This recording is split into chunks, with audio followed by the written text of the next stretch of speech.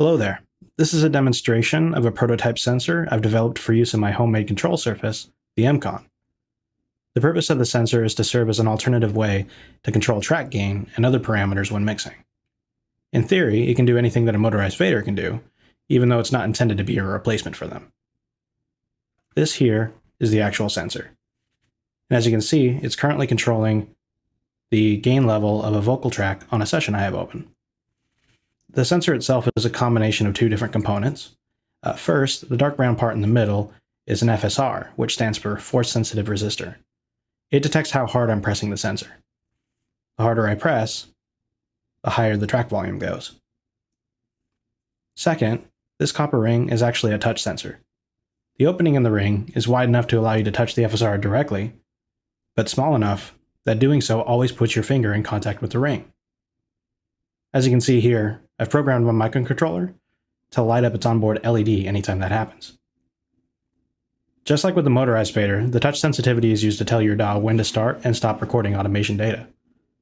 While the MCON can obviously infer you're touching the FSR whenever it detects pressure, a dedicated touch sensor allows it to record automation at near zero pressure levels, and even record silent automation at zero pressure levels.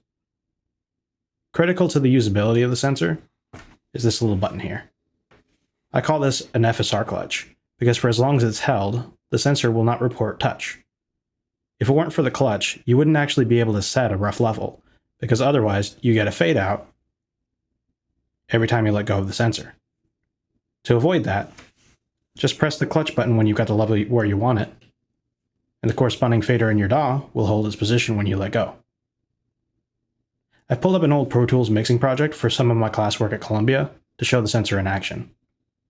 Let's make sure that the automation mode for this track is set to touch. Now let's record some automation with the new sensor.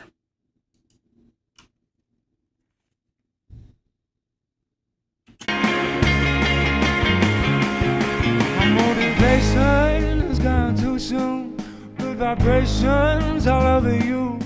Act like you mean it. You mean it.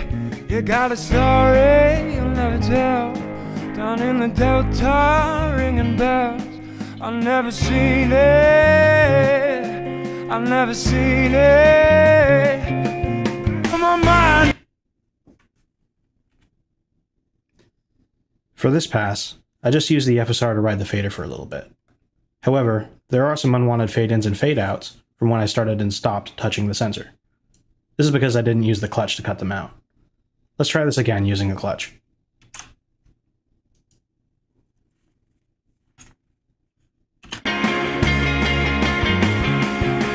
Motivation has gone too soon. Good vibrations all over you. Act like you mean it. You mean it. You got a story you'll never tell. Down in the Delta, ringing bells. I've never seen it. I've never seen it. Back on my mind, I'm on my way. This time around, there aren't any unwanted fade-ins or fade-outs, but there are still two big problems. First, this automation data is coming in a little bit rough. Part of that has to do with the fact that I don't have a perfectly stable hand, but it's mostly because the data is coming in raw from the sensor, and it's subject to things like electrical noise. To combat this, I'm going to be programming some onboard DSP on the final surface in order to filter out noise and smooth out any tiny hand movements. But considering all that, this is already feeling pretty good. It'll feel even better after some processing. The second problem is visible here. This sharp little jump on the punch-in point happened because the level I was holding when I released the clutch and the level that was already on the channel were not the same. Unlike touching a fader during an automation pass, there's no guarantee that the starting level of your old and new automation data will line up. Now at first, that sounds like it can only be a bad thing, but I think that depends on what you're doing. If you're riding a vocal fader like we are here, sure, sudden jumps or drops in volume are going to be unacceptable. But what if you're automating a parameter for a synth in an electronic music piece? Or if you're mixing a video and you need something to jump straight to a different level at a cut? It's tough to say how useful this behavior can be, but I'm counting this as one of those cases where it's not a bug, it's a feature. Regardless, this behavior is definitely not always ideal, so on the final surface, I'm going to provide an optional interpolation algorithm to smooth over the punch-in point.